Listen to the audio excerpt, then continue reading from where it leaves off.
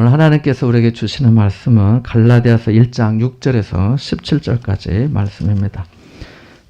하나님의 말씀은 갈라디아서 1장 6절에서 17절까지 말씀 같이 보겠습니다. 6절에서 17절의 말씀입니다. 함께 봅니다. 시작. 그리스도의 은혜로 너희를 부르신 이를 이같이 속히 떠나 다른 복음을 따르는 것을 내가 이상하게 여기노라. 다른 복음은 없나니 다만 어떤 사람들이 너희를 교란하여 그리스도의 복음을 변하게 하려 함이라. 그러나 우리나 혹은 하늘로부터 온 천사라도 우리가 너희에게 전한 복음 외에 다른 복음을 전하면 저주를 받을지어다. 우리가 전에 말하였거니와 내가 지금 다시 말하노니 만일 누구든지 너희가 받은 것 외에 다른 복음을 전하면 저주를 받을지어다.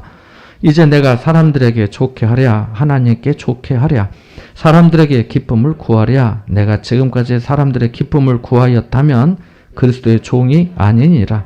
형제들아 내가 너희에게 알게 하노니 내가 전한 복음은 사람의 뜻을 따라 된 것이 아니니라. 이는 내가 사람에게서 받은 것도 아니요 배운 것도 아니요 오직 예수 그리스도의 계시로 말미암은 것이라.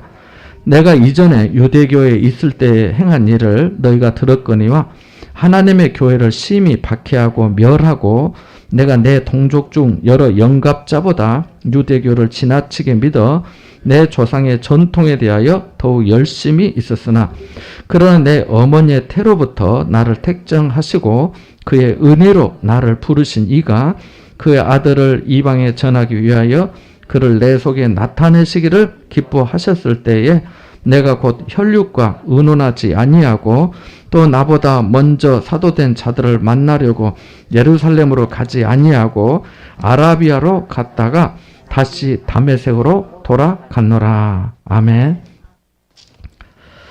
작년 10월에 경기도 남양주에 있는 수진사라는 사찰에 방화로 인한 화재가 났습니다.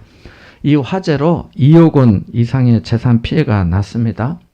이 사찰은 일반 사찰과 달리 요양병원을 같이 운영하고 있었는데 다행히 인명 피해는 없었습니다.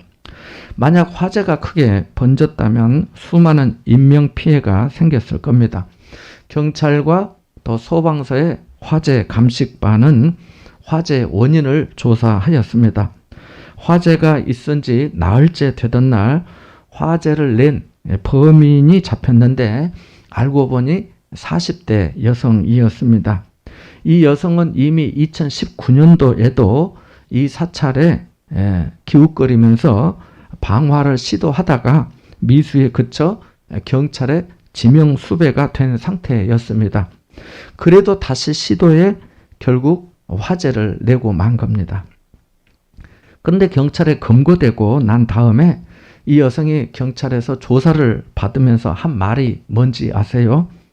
하나님의 계시가 있었어요. 할렐루야 라고 한 겁니다. 그녀는 기독교인이었습니다. 재판이 열렸습니다. 검사가 그녀에게 물었습니다. 이번 방화 사건에 대해 후회하거나 반성하는 마음이 없습니까? 여인이 대답했습니다. 절대 후회하지 않습니다. 하나님이 불을 지르라고 하면 또 불을 지를 것입니다. 라고 대답을 한 거예요.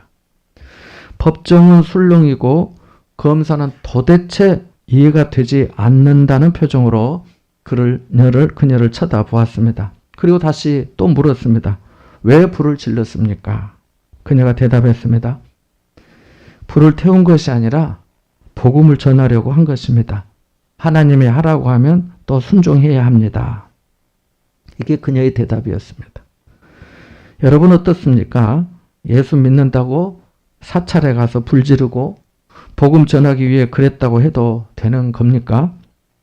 이 여성의 변호를 맡은 변호사는 이 여성의 병원 진료 내역을 찾아보았습니다. 찾아보니까 이 여성은 정신적으로 문제가 있어 조현병 진료를 받은 기록이 있었습니다. 변호사는 이러한 진료 내역서를 증거물로 제출하면서 그녀가 제정신이 아니라 심신미약 상태에서 그런 일을 저질렀으니 선처해달라고 하였습니다. 조현병은 정신분열증이라고도 하는데요. 환청, 이상행동, 횡설수설, 환각 증세를 보이는 질병입니다. 현실과 현실이 아닌 것을 구별하는 능력이 현저히 떨어지는 뇌질환의 일종입니다. 변호사가 이렇게 최대한 그녀를 도우려 했지만 그녀는 자신이 멀쩡하고 아무 이상이 없다고 주장하였습니다. 법정에서 자기 행동에 전혀 후회가 없다고 하고 그렇게 재판을 받으면서도 법정 안의 사람들에게 전도를 하였습니다. 결국 그녀는 2년 6개월의 실형을 선고받고 현재 복역 중입니다. 참으로 안타까운 일이 아닐 수 없습니다. 여러분, 그녀의 말대로 하나님께서 그녀에게 그 사찰에 불을 지르라고 하셨을까요? 계시하셨을까요? 이렇게 전도를 해야 합니까? 아니라고 봅니다. 사도 바울이 개척전도 선교 여행을 하면서 방문한 도시에서 많은 우상을 만났습니다. 여기도 갔더니 우상이 많고 이 지역에도 갔더니 거기도 우상이 많아요. 사도행전 17장에 보면 바울이 아덴에 도착했습니다. 아덴은 지금의 그리스의 수도 아테네를 말합니다. 아덴에 도착했어요. 가서 보니까 그 도시 안에 우상이 가득하였습니다. 우상이 가득하니까 그 우상들을 직접 깨부수면서 바울이 복음을 전했습니까? 아닙니다. 그 우상들을 보고 너무 안타까워 격분하였습니다. 그리고 성경은 우리에게 바울이 예수와 그의 부활을 전하였다고 합니다. 복음은 하나님께서 우리를 사랑하여 주에서 건져주시기 위해 독생자 예수님을 이 땅에 보내셔 십자가에 죽게 하심으로 우리 죄를 대속하시고 그 능력으로 예수님을 죽음에서 일으켜 우리의 완전한 구원자가 되게 하셨다는 것입니다. 이 예수님을 믿음으로 말미암아 우리가 죄에서 구원 얻고 영원한 생명과 평강을 얻는다는 것입니다. 바울은 우상을 깨부수지 않고 우상에 빠져있는 사람들에게 만민에게 생명과 호흡을 주신 하나님을 전하였습니다. 하나님이 각 사람에게서 멀리 계시지 않는다고 하나님을 금이나 은이나 돌에다 사람의 기술과 고안으로 새긴 것들과 같이 여기지 말라고 그렇게 하였습니다. 천하를 공의로 심판하실 하나님께서 모든 사람들에게 믿을 만한 증거를 주셨다고 하면서 부활하신 예수 그리스도를 소개하였습니다. 이게 사도행전 17장에 나오는 말씀의 내용입니다. 이렇게 얘기하니까 어떤 분들은 갈멜산에서 엘리야 선지자가 바알과 아세라 선지자 850명과 기도 대결을 해서 이기고 그들을 죽인 것을 생각하실지 모르겠습니다. 또 기드온이 바알의 단을 허물었던 것을 본받아야 되는 거 아니냐고 생각하실지도 모르겠습니다. 그렇습니다. 그러한 일이 그 시대에 있었습니다. 그러나 예수님은 이런 방법을 폐기하셨습니다. 만약 그 시절에 그러한 것을 주장한다면 우리도 매주일 소와 양과 염소를 끌고 와서 희생의 제사를 드려야 할 것입니다. 이것을 말씀드리는 이유는 우리의 복음은 전해지고 증거돼야 하지만 그것을 폭력으로 하면 안 된다는 겁니다. 영적 전쟁은 사찰에 불 지르고 부수고 하는 그것이 영적 전쟁이 아닙니다. 영적 전쟁은 기도와 말씀으로 사랑으로 인내하며 끝까지 복음을 전하는 것입니다. 이것을 유지하면서 주님의 일을 하고 하나님의 나라를 전하고 교회를 섬기며 세상의 빛과 소금으로 살아가는 것이 영적 전쟁이에요. 내 자신이 하나님의 은혜와 말씀 안에서 굳게 설 수 있도록 끊임없이 자신을 부인하고 자기 십자가를 지고 주님을 따르는 것이 영적 전쟁입니다. 사단은 항상 우리를 진리의 복음 위에 바르게 서지 못하도록 하기 때문입니다. 우리를 미혹하고 흔들어서 넘어뜨리려 하기 때문입니다. 하나님의 뜻을 구하기보다 자기의 도구로 사용하여 하나님의 집을 무너뜨리려 하기 때문입니다. 하나님을 기쁘시게 하기보다 사람을 즐겁게 하고 사람의 비위를 맞추도록 우리를 충동질하기 때문입니다. 지난 주일에 이어지는 본문의 말씀도 마찬가지입니다. 바울은 자신의 사도직을 의심하고 다른 복음에 미혹된 갈라디아의 성도들에게 안타까움과 답답함으로 책망하면서 그리스도의 은혜로 너희를 부르신 일을 이같이 속히 떠날 수 있느냐? 이건 정말 이상한 일이다 라고 하였습니다. 그러면서 거짓 선생들에 의해서 다른 복음에 미혹된 성도들에게 다른 복음은 없다고 단언하였습니다. 그리스도의 복음을 변하려 하는 사람들의 교란 작전에 말려들지 말라. 우리나 혹은 하늘로부터 온 천사라도 우리가 너희에게 전한 복음 외에 다른 복음을 전하면 저주를 받을 것이라고 하였습니다. 무슨 말씀입니까? 거짓 선생들이 이것이 복음이라고 하면서 갈라디아 성도들을 미혹했지만 그것은 복음이 아니라는 겁니다. 우리도 하늘로부터 내려온 천사도 그 누구도 이 복음을 변하게 할 수 없다는 거예요. 만일 그들의 말대로 할례도 받고 율법도 지켜야 온전한 구원을 받는다면 그것은 은혜가 아니라 대가가 되고 사기되고 삭시되고 자격과 공로가 되기 때문입니다. 그렇게 하는 순간 예수 그리스도의 사랑과 십자가의 사랑과 은혜가 사라져버리기 때문입니다. 그렇게 할 거면 무슨 예수 그리스도를 의지할 필요가 뭐 있습니까? 십자가 무슨 의미가 있겠습니까? 6절의 앞부분 말씀처럼 우리는 그리스도의 은혜로 부름을 받고 믿음으로 구원받게 된 줄 믿습니다. 주변에 이단들이 하는 말 중에 하나가 뭔지 아세요? 자신들만이 가지고 있는 특별한 지식을 배우거나 자기 단체에 소속이 되어야 구원을 얻는다는 겁니다. 무슨 뜻입니까? 오직 예수님의 은혜로 구원받는 것이 아니라 자신들의 어떤 특별한 지식, 자신들의 단체에 소속되어야만 구원 얻는다는 것입니다. 모두 예수 그리스도의 은혜를 의지하지 않는 거지요. 십자가의 은혜를 부정하고 다른 것으로 대체하고 있는 것이지요. 바울은 이 문제만큼은 양보하거나 용인할 수 없었습니다. 이것은 너그럽게 이해해 줄 수 있는 사안이 못 되었습니다. 이 문제는 사람의 눈치나 입장을 생각해 판단할 일이 아니라는 겁니다. 복음이 사람에 따라 달라질 수 있는 게 아니라는 거예요. 복음은 하나님이 인간을 구원하시기 위해 예비하신 사랑이요, 예수 그리스도께서 십자가에 죽으시는 순종으로 이루어진 것이며 성령으로 확증된 것이라는 겁니다. 그래서 바울이 이렇게 말한 겁니다. 함께 10절의 말씀을 읽어보겠습니다. 같이 봅니다. 시작. 이제 내가 사람들에게 좋게 하랴 하나님께 좋게 하랴 사람들에게 기쁨을 구하랴 내가 지금까지 사람들의 기쁨을 구하였다 하면 그리스도의 종이 아니니라. 아멘. 우리는 학교 교육을 통해 민주주의의 정신과 실천을 배웠습니다. 그래서 대체로 다수결의 원리가 공동의 선이라고 생각합니다. 선의 기준이라고도 합니다. 모든 사람들이 원하면, 많은 사람들이 원하면, 모든 사람이 다 마음은 같을 수 없는데 그 중에 많은 사람들, 대다수의 사람들이 원한다면 그것이 옳다, 그것이 선이다 이렇게 생각한다는 거지요. 하지만 믿는 사람에게는 이 원리가 항상 선이 될 수는 없습니다. 예를 들면 모든 사람이 각기 자기 마음대로 무슨 신이든지 섬길 수 있게 다수결의 원리로 결정을 했다고 합시다. 이것이 믿는 우리에게도 공동의 선이라 할 수 있겠습니까? 아니지요. 왜냐하면 사람은 하나님만을 섬겨야 되기 때문입니다. 하나님만이 참 신이시고 오직 하나님께 구원이 있기 때문입니다. 어찌 보면 하나님을 기쁘시게 하는 것보다 사람들을 좋게 하는 것이 더 쉽습니다. 사람들은 당장의 찬성과 반대, 긍정과 부정, 지지와 철회, 연합과 분열을 결정하기 때문입니다. 그 자리에서 평가를 받기 때문입니다.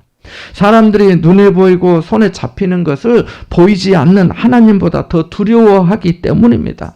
사람들의 말을 하나님의 말씀보다 더 신경 쓰며 살아가기 때문입니다. 하나님의 말씀에 대해서는 그렇게 마음 상해하지 않고 자복하고 회개하지 않지만 사람들의 말 한마디에는 총에 맞은 것처럼 예리한 칼에 찔린 것처럼 잠 못 이루며 분노하고 고통에 몸부림치기 때문입니다. 바울도 마찬가지 아니겠습니까? 이런 사정을 몰랐겠습니까? 자신도 배울 만큼 배우고 사람들을 만날 만큼 만나봤는데 이 정도로 강도를 높여 말한다면 어떤 반응이 나올 수 있을지 예측하지 못했겠습니까? 잠언 20장 11절의 말씀처럼 비록 아이라도 자기의 동작으로 자기 품행이 청결한 여부와 정직한 여부를 나타낸다고 했는데 갈라디아의 장성한 성도들도 어떤 입장을 표명할 수 있음을 짐작하지 않았겠습니까? 만약 오늘 어떤 목회자가 여러분에게 여러분, 나는 여러분이 그리스도의 은혜에서 속히 떠나는 것이 정말 이상합니다. 다른 복음은 없는데 다른 소리 듣고 와서 이렇게 교회를 교란하면 됩니까? 그리스도의 복음을 변하게 하려 하는 사람들은 저주를 받을 것입니다. 내가 언제 사람을 좋게 했습니까? 사람들에게 기쁨을 구했습니까? 내가 그랬다면 나는 그리스도의 종이 아닙니다. 여러분, 바른 복음 안에서 신앙생활 똑바로 하세요. 라고 한다면 누가 얼마나 즐겁게 받아들이겠습니까? 요즘 누가 교회에서 소리 듣는 거 좋아합니까? 다 스스로 잘 알고 잘 믿는다고 생각하는데 누가 뭐라 할 수 있습니까? 다 하나님을 좋게 하기 위해 하나님을 기쁘시게 하기 위해 한다는데 뭐라 할 수 있습니까? 몇 번을 참고 생각하고 기도하다가 한 번 얘기했는데 그 말이 서운해 시험에 들기도 하고 어떤 이는 신발에 먼지를 털기도 합니다.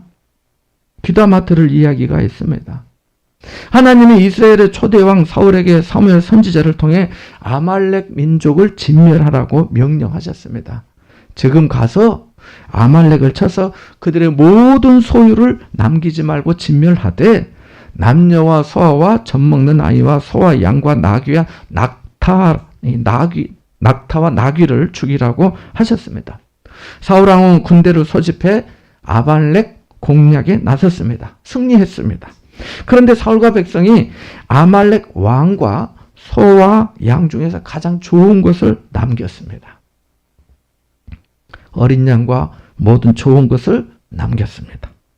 하나님은 아말렉을 쳐서 분명히 모든 것을 진멸하라고 하셨는데 사울과 백성이 그렇게 하기를 원치 않았던 겁니다.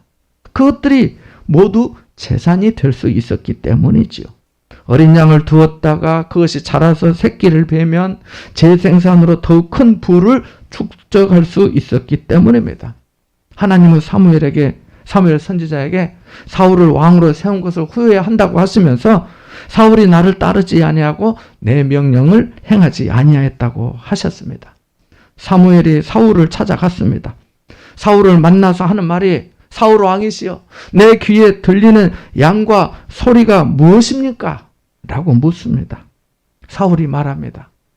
백성들에게 책임을 전가하면서 백성이 하나님께 제사하기 위해서 가장 좋은 것을 남겨두었습니다. 사무엘이 사울 왕에게 뭐라고 얘기했습니까? 왕이 스스로 작게 여길 그때에 이스라엘의 머리가 되지 아니하셨나이까? 여호와께서 왕에게 기름을 부어 이스라엘의 왕으로 삼으셨는데 왕이 여호와의 목소리를 청종하지 아니하고 탈취하기에만 급급하였나이까? 순종이 제사보다 낫습니다. 이렇게 왕이 여호와의 말씀을 버렸으므로 여호와께서도 왕을 버려 왕이 되지 못하게 하셨습니다. 라고 말합니다. 사울은 하나님의 말씀보다 백성을 두려워하여 그랬다고 실토합니다. 사무엘이 떠나려 하자 그의 겉옷을 붙잡았는데 얼마나 강하게 붙잡았는지 옷이 찢어졌다고 성경은 말씀합니다. 그리고 사울 왕이 하는 말이 이렇습니다. 사무엘 선지자에게 내가 번제하였을지라도 이제 청하옵나니 내 백성의 장로들 앞과 이스라엘 앞에서 나를 높이사 나와 함께 돌아가서 내가 당신의 하나님 여호와께 경배하게 하소서. 그는 하나님보다 사람들을 좋게 하려 했고 하나님 앞에 자기의 허물을 고백하며 자비를 구하기보다는 어찌하든지 자신을 사람들 앞에서 좀 세워달라고 높여달라고 그리 했습니다. 우리는 어떨까요? 우리는 사울과 다를까요? 그렇기를 바랍니다. 사람을 좋게 하는 것보다 하나님을 좋게 할 수 있기를 원합니다. 사람을 기쁘게 하기보다 하나님을 기쁘시게 하는 성도가 될 수 있기를 원합니다. 하지만 어쩌면 우리도 사울과 같을지 모릅니다. 그가 반쪽만 순종했던 것처럼 우리도 반쪽만 순종하고 있는지 모릅니다. 그가 스스로 작게 여길 때는 높임을 받고 은혜를 받고 왕으로 세움을 받아 쓰임을 입었지만은 스스로 크다 생각할 때 그는 넘어지고 무지하고 완고하고 변명하고 자기 명예만을 생각했기 때문입니다. 바울은 이제 내가 사람들에게 좋게 하랴 하나님께 좋게 하랴 라고 묻는데요. 이것은 간단히 말해 우선순위의 문제입니다. 그지요? 우선순위를 어디에 두느냐는 거지요. 사울은 하나님의 명령을 받고 아말렉을 치러 갔지만 사람을 우선순위에 둔 것이지요. 자, 그렇다면 하나님을 최우선순위로 하는 마음과 하나님의 뜻을 아는 지식 중에 어느 것이 더 중요할까요? 예를 들어 이 갑시라는 사람이 하나님을 위하는 마음은 가득한데 하나님의 뜻을 잘 몰라 어떤 때는 하나님의 뜻대로 살고 어떤 때는 하나님의 뜻을 어깁니다. 을이라고 하는 사람은 하나님의 뜻은 잘 아는데 하나님을 위하는 마음이 약해서 어떤 때는 하나님의 뜻대로 살고 어떤 때는 하나님의 뜻을 어깁니다. 결과적으로 둘 다 하나님의 뜻대로 사는 정도는 비슷합니다. 그지요? 자, 그런데 갑과 을 중에 누가 더 좋은 신앙인이라 할 수 있을까요? 갑이지요. 왜냐하면 하나님은 마음을 보시기 때문입니다. 우리의 중심과 동기를 보시기 때문입니다. 생각해 보세요. 갑과 을 중에 누구의 마음이 더 하나님을 위하고 있습니까? 갑이지요. 그래서 갑이 더 좋은 성도인 겁니다. 또 이렇게 생각해 보세요. 갑은 하나님의 뜻을 어길 때 몰라서 어깁니다. 그런데 을은 하나님의 뜻을 알지만 하나님을 위하는 마음이 부족해서 어깁니다. 누가복음 12장 47절 48절에 보면 예수님이 이렇게 말씀하십니다. 주인의 뜻을 알고도 준비하지 아니하고 그 뜻대로 행하지 아니한 종은 많이 맞을 것이요 알지 못하고 맞을 일을 행한 종은 적게 맞으리라. 그러니까 하나님을 최우선으로 생각하는 마음이 하나님의 뜻을 아는 지식보다 더 중요한 것입니다. 그렇다면 하나님이 가장 기쁘게 여기시는 일이 무엇일까요? 그것은 하나님을 믿고 의지하는 것입니다. 히브리서 11장 6절에 믿음이 없이는 하나님을 기쁘시게 하지 못한다고 하였기 때문입니다. 중풍병이 들어 일어나지도 못하고 들어 누워 있어서 쓸모없는 자기 종을 고쳐달라고 예수님을 찾아왔던 백부장도 귀신 들린 자기 딸을 고치기 위해 찾아왔던 헬라인이요 수로보니게 족속의 여인도 시몬의 집에서 예수님의 발에 입 맞추고 값비싼 향유를 부은 여인도 모두 믿음이 있었습니다. 그들이 만약 사람들의 이목을 생각하고 자신들의 입장과 처지만을 생각하고 사람들의 말에 휘둘렸다면 상황이 달라졌을지도 모릅니다. 그러나 그들은 모두 주님만을 믿고 의지했습니다. 어떤 면에서 보면 누가 크냐라고 하면서 자리 다툼이나 하는 제자들보다 더 나았습니다. 어느 날 모세가 12지파의 지휘관들을 불렀습니다. 그리고 앞으로 40일 동안 가나안 땅을 정탐하고 와서 국민 보고 대회를 하라고 하였습니다. 명령을 받은 그들은 그동안 자신들을 기적적으로 인도해 주시고 지켜주신 하나님을 생각하며 하나님이 약속해 주신 가나안 땅에 침투하였습니다. 그런데 웬걸 살고 있는 원주민들의 키가 장대처럼 컸습니다. 포도 알이 복숭아만큼 하여서 포도송이 가지를 두 사람이 막대 꿰어 맬 정도였습니다. 석류와 무화과도 맛이 끝내주었습니다. 그들은 광야에서 그렇게 맛있고 단 과일을 맛본 적이 없거든요. 매일 간도 안 된 똑같은 만나와 메추라기만 먹다가 그것들을 맛보니 눈이 밝아지고 세상에 이렇게 맛있는 게 있나 싶었습니다. 안 그렇겠습니까? 그렇게 40일을 정탐하고 무사히 마치고 돌아와 국민 보고 대회를 열었습니다. 그런데 아시다시피 12명 중에 10명의 지휘관들, 성경에는 수령들이라고, 각 지파의 수령들이라 나와 있습니다. 이 지휘관들이 가서 보니까 과연 젖과 꿀이 흐르는 땅이긴 하지만은 우리가 거기 갔다가는 장대같이 큰 사람들에게 모두 죽임을 당하고 말 것이라고 하면서 부정적인 보고를 했습니다. 그 큰 사람들에 비하면 자신들은 메뚜기 같다고 평가했습니다. 정탐꾼들의 희망적인 보고를 기대했던 백성들은 순식간에 낙담했습니다. 군중은 본시 감정에 휩싸이기가 쉬운데요. 이스라엘 백성들이 그랬던 겁니다. 10명의 정탐꾼은 백성들을 생각해 한 말이었습니다. 그들은 지식이 있고 평가를 하였지만 그들의 머리와 입에 하나님은 없었습니다. 하나님을 믿고 의지하는 믿음이 없었던 거지요. 그래서 악평을 한 것입니다. 믿음이 없으면 충분히 이렇게 될 수 있습니다. 이때 여호수아와 갈렙 두 사람이 일어나 옷을 찢으면서 10명의 말을 뒤집었습니다. 형제 여러분, 진정하세요. 우리가 정탐한 그 땅은 심히 아름다운 땅입니다. 여호와께서 우리를 기뻐하시면 우리를 그 땅으로 인도하여 들이실 것입니다. 그 땅을 우리에게 주시리라 믿습니다. 여호수아 갈렙은 하나님을 생각했습니다. 하나님께서 영광 받으실 것, 하나님을 기쁘시게 할 것을 우선순위에 두었던 겁니다. 미국의 존 워너메이커는 백화점의 왕으로 불린 사람인데 독실한 기독교 신자였으며 주일학교 교사였습니다.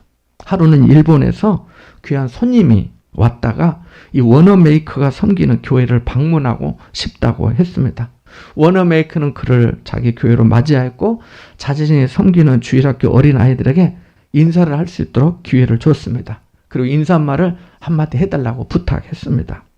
일본에서 온 사람은 이렇게 말했습니다. 어린이 여러분은 예수님을 믿는데 저는 공자님을 믿습니다. 제가 믿는 공자님이나 여러분이 믿는 예수님이나 다 같이 훌륭한 분입니다. 여러분도 예수님 잘 믿고 훌륭한 사람 되세요.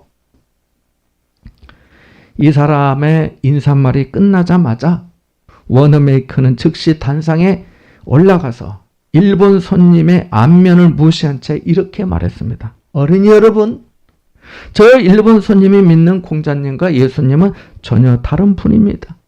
공자님은 훌륭한 사람이지만 인간입니다. 그가 우리를 구원할 수 없습니다. 그러나 예수님은 하나님의 아들이십니다. 예수님만이 우리를 구원하시는 분이십니다. 워너메이커는 사람을 좋게 하기보다 하나님을 좋게 하였던 겁니다. 사람의 기쁨을 구하기보다 하나님을 기쁘시게 하고자 했던 것입니다. 이것이 산 믿음 아니겠습니까? 사랑하는 여러분, 오늘날 목회 환경은 상당히 어렵습니다. 목사도 어렵고요. 성도들도 어려운 시대를 살아가고 있습니다. 어렵기 때문에 좀 더 쉽게 길을 가고 싶은 마음 또한 많은 것 같습니다. 좋은 게 좋다는 식으로요. 서로 부담 주지 말고 그러려니 하면서 사람에게 맞추고 사람을 좋게 하면서 살아가는 것도 어쩌면 나쁘지 않은 듯 보입니다. 그러나 우리가 바울의 말을 다시 생각하고 적용해 본다면 바울은 어떤 대가를 치르더라도 복음을 지키려 했다는 것을 알 수 있습니다. 그는 사람보다 하나님을 항상 최우선에 두었기 때문입니다. 바울이 그랬던 것처럼 성도도 하나님을 항상 최우선에 두어야 합니다. 우리가 서로 사랑하고 친절하게 대하고 서로 돌아보며 섬기지만 그리스도의 은혜로 부르심을 받고 믿음으로 구원 얻는다는 이 복음만큼은 반드시 수호해야 합니다. 우리에게 오는 회의와 냉소도 두려워하지 말아야 합니다. 비효율적이라고 비웃더라도 예수님을 생각하며 참아야 합니다. 우리에게 닥치는 여러 가지 어려움과 불같은 시험에 매몰되지 말아야 합니다. 우리의 마음을 어둡게 하는 것들에 자신을 내버려 두지 마시기 바랍니다. 자기 아들을 아끼지 아니하여 십자가에 내어주신 하나님 아버지께서 우리에게 무엇이 아깝다고 무엇을 아끼고 일부러 고통 속으로 밀어 넣으시겠습니까? 신실하신 하나님은 결코 그렇게 하지 않으십니다.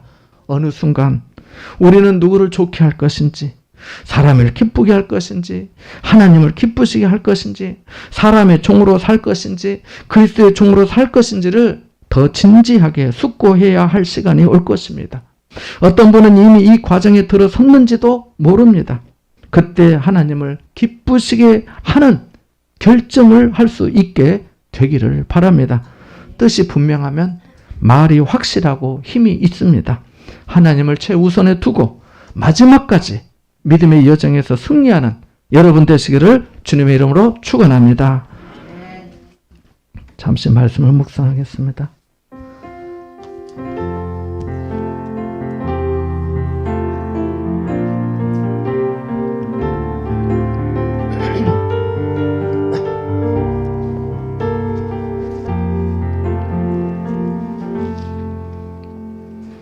하나님 아버지, 복음을 외면하고 왜곡하는 이 시대에 복음을 지키고 사람을 좋게 하기보다 하나님을 기쁘시게 하며 살아가게 하옵소서. 바울이 이 점을 확고히 하였던 것처럼 저희들도 이것만큼은 최우선 순위에 두고 믿음 생활하게 하여 주옵소서. 주 대신 그리스도를 기쁘시게 하는 그리스도의 종된 삶이 되게 하여 주옵소서. 예수님의 이름으로 기도하옵나이다. 아멘.